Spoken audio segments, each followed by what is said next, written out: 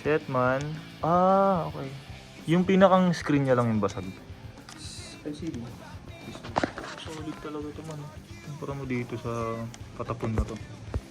Sama ko ba sa vlog to? Dito kami kay Boss JB. Ay na ginabi eh.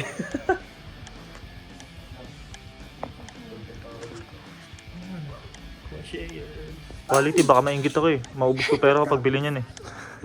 May ano nga, pwede yung mga Asus 1000. May nakita nga ako A5000. Kaso, tawag dun, parang wala siyang salpakan ng mic. Oh, wala. Tsaka wala siya ng ano, yung lagayan ng ano dito. Lagayan ng Oh, wala, flash. wala siya. Sa A6K, meron. Ano ba yan? 7? A7 III. Tapos, meron din siya sa gilid. Hmm. Kaya pwede Anong mo siya cam yun? Sony din yung kasi Sony. Oh, Sony. Sony. A7 III. A7 III. A7 Ano ba yan? CI daw kayo. Ah, gago parehas kayo ng cam. Sony Ayun, din yung sa A7 III din. Pero di ba bang gaganda ng shoot sa'yo? Quality. Pakita natin yung shoot ni Rain dito sa screen. Wait lang. Ikaw ko lalagay ko pala yung IG mo dito. IG. Ano yung may mag-follow? Follow nyo ka guys. Ang target audience ko talaga US eh. US. Ang hirap kasi mag-vlog. Ang hirap mag-vlog pag pure English din eh. Nakalos din ba? Talagang brief muna nilabas mo pre. The most important thing.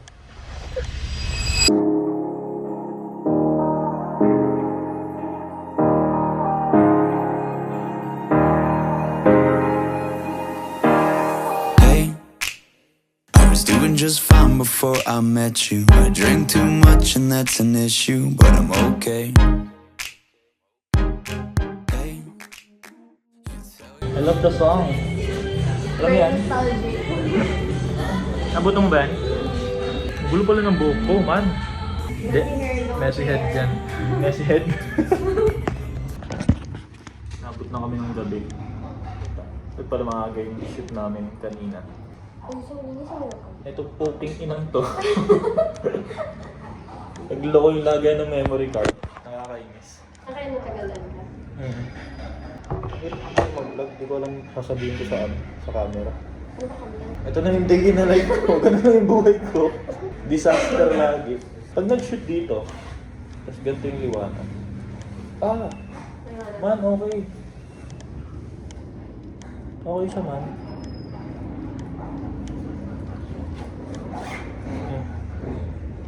Hindi yung hawak. Ah. Ayan. Oh, ayun, gamitin mo. Gamitin mo siya. Kita ba yan? Kita nga siya. Diba ang konti? Ano mo nagpag-usapan? Ako ng vlog to. Cosplay yung mga kalala nyo ha. Huwag basta hakot lang ha. Baka issue ka gagawin. Ano ba? Ayun, hindi actually yun yung issue namin ngayon sa Costco. Kasi parang halos lahat ng mga cosplayers na nandun kasi is like ginagamit lang for Poser? clout. Hindi naman poser, pero like ginagamit lang talaga nila for clout. Like di nila alam yung pinaka-cosplay nila. Ano ba meaning ng cosplay? I mean, hindi yung... Pinoportray ka mo ano, character.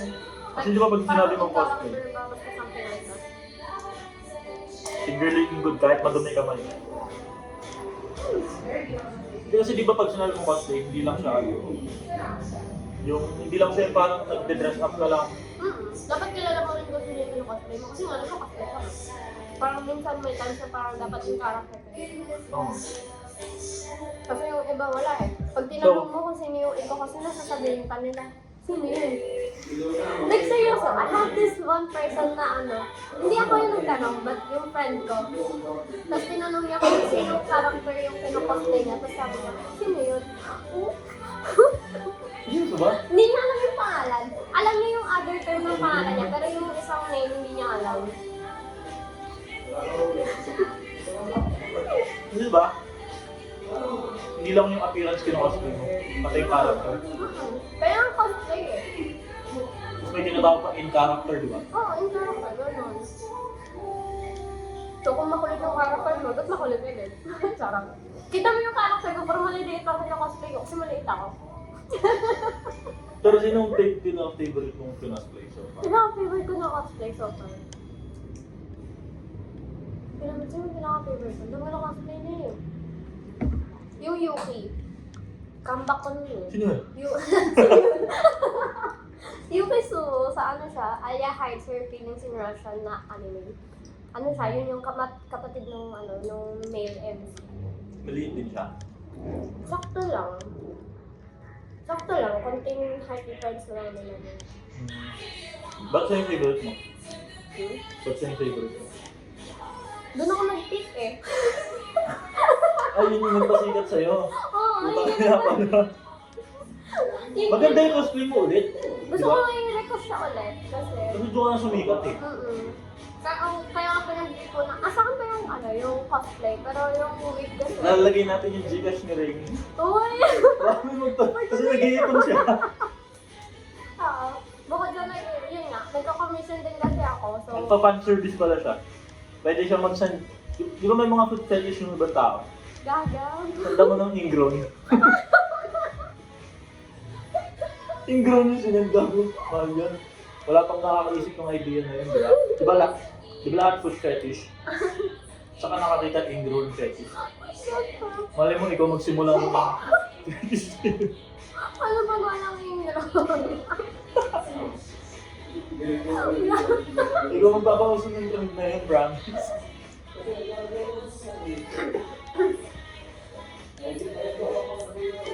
Ako din guys, gagawa talaga kami ng magsushoot talaga kami for B-roll. Ano yung B-roll?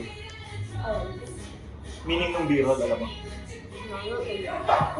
Pag sinabi ko sa B-roll, para sa mga fillers sa isang film, ito, yung ginagawa natin yung A-roll, ito yung pinaka-main footage. Kunyari, sinabi ko, ang pinag-uusapan natin tungkol sa aeroplano. May ilalabas sa screen na aeroplano. Mawawala yung footage natin. Pero yung boses ko nandun pa rin. Oh. So ayun nga, Ano tawag pa doon? meron pang B-roll, A-roll. Ano ba? Ewan ko, yun. May mga terms din pala doon. Marami pa, yung word na cut, pag nagka-cut ka sa video, marami pang terms doon. Mayroong straight cut, may jump cut, may J cut, may L cut, Ano naman? Akala ko basta cut-cut lang ganun, okay na yun. may up cut. Then pag nag-film ka kasi, tsaka nag-edit ka ng video, makayang ma-familiarize yung terms na yun. Pero kasi sa cut-cut parang puro basics lang na. Doon ako nag-start. Di ba video editor ako ngayon? Doon ako nag-start. Kaya ayoko rin magbigay ng bad comments sa mga gumagamit ng CapCut. Kasi doon din ako nag-start. Kung makikita mo yung video ko before, kasi yung edits ko now, yung edits ko before sa edits ko now, ang laki ng Saka mag-edit before sa phone lang. Sa computer pa rin. Pero ngayon laptop remote ko. At yan, B-roll pero usapan natin. Sorry. Mag-shoot dapat kami ng B-roll. Kaso, 4 PM dapat usapan namin. Kung makikita niyo yung intro kanina, maliwanag pa, di ba? Kasi magsi-6 na nun. Eh puta, ang bilis bumaba ng araw. Pagdating namin doon, nakashoot lang ako siguro isang clip lang. Sa 2 clip. Kasi yung camera ko ito, pinapatungan ko. Matungan ka na lang, deserve mo yan. Ayun. Tapos di ko lang ako-record. Ay hindi, nakakaano na tayo. Ayun. Siguro bukas. Ay bukas pala may swimming kami. Baka i-vlog ko din. Sabi ko nga sumama siya. Tama ba ako? Ano oras na yun? Hapon siguro. Hindi naman talaga kami magsiswimming. Wala rin naman. Magre-rehearse lang kami doon. Yung mga natutunan ko sa life. Kasi hindi naman sa nagmamayabang ako pero ang dami ko na napagdaan sa buhay. Alam mo yan. Sa love, financially. I mean, independent ka kasi. Oo. Independent ako. Diba? I mean, sa age ko naman, ito talagang dapat independent ka na, huy. Magtrabaho ka, tambay ka ba? Tambay ka sa inyo, magtrabaho ka. I mean, may ilan kasing... Ewan ko ba? Ay, ikaw babae ka, kasi ang mindset ko kasi, ewan ko kung ganito rin mindset ng iba. Yung mindset ko kasi, ang babae kasi, for ano lang talaga yan. Ay, hindi naman for ano. Parang okay lang sa inyo kahit late na kayo umusad sa buhay. Mas babae kayo, di ba? Kumbaga, lalaki pa rin yung provider. Kaya kasi yung mindset ko sa ano, buhay. Parang mataas na sa expectations pagdating sa lalaki. Nga, magkaka-girlfriend ako. Tapos tambay lang kasi wala siyang work. Pero may pangarap siya sa buhay. Tapos ginagawa niya naman yung best niya para matupad yung pangarap niya. Okay lang. Diba? It's all about mindset eh. Baka may nakwento ka sa akin. About doon. Diba? Kunyari, di ba may boyfriend ka?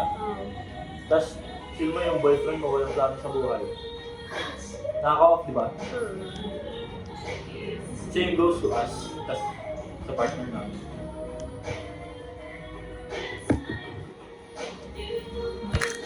May bagong customer, nahihiyan ako. Mamaya na kayo mag-usap. Ay, hindi pa rin gusto kong pag-usapan, yung pagiging mahihain sa public. Kasi di ba kung gusto mo yung vlogger natin, hindi ka nahihiya. Maybe this is the time. Para gago kaya ko ba? Sakto lang. Hindi Actually, dati nakakapag-vlog-vlog na ako, pero so public. any lang kasi, oo, sa labas ako ng video talagang gusto. I mean, parang before the time, like high school ako, alam mo yung mga project sa amin, puro, yung mag-interview sa labas, ganyan. Thesis. Hindi po sa thesis, may parang activities kami na kailangan i-interviewin yung mga tao sa labas, ganyan. Pero ang thesis din, pwede yun. Kaya parang medyo na din ako sa pag-video sa labas. O, tsaka ini-interview ka ng mga ibang di ba? Oo, isa pa yun. Nag-interview Tapos din nag-host ako. ka. Oo. One time, di ba? Oo. Nag-content ako sa sa isang org namin. Hindi naman na-continue yun kasi nga, di ba? Sayang. May mga taong dadating sa buhay natin na panira talaga. Totoo. Totoo yan. Pinanood. Paki mo, di ba? Paki niya. Di ba? Uy, huwag ka nasa Luzon yun. Ano naman? At kasi ikaw, you're free. Alright. Spoiled pa ako. Tsaka nakakapag-isip ka ng matiwasay. Tsaka nakakapag-decide ka ng for you talaga. Ayun naman yung importante sa buhay. Tsaka buhay mo yan. Bali wala rin kumakontrol sa akin. I mean, I'm on my own. Ang buhay mo yan, di ba? Ba't ba kaya mo kontrolin ng ibang buhay? Kahit parents mo pa yan, relative. If yung advice nila sa'yo talagang nakaka-damage, di ba? I mean, nandun ka nga sa lugar na komportable ka. Pero at what cost? Gusto pa noon niya, no? Kasi pala siya yung editor.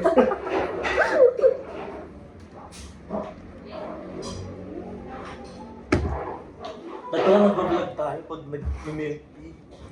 Gagawin tagal mo ubus ng milk tea ko. Ako nga puro kain eh. Kalahati ko lang. Pero hindi tayo nag-video po tayo ubus na sa akin. I guess shit lang muna. Habangin. Bye-bye.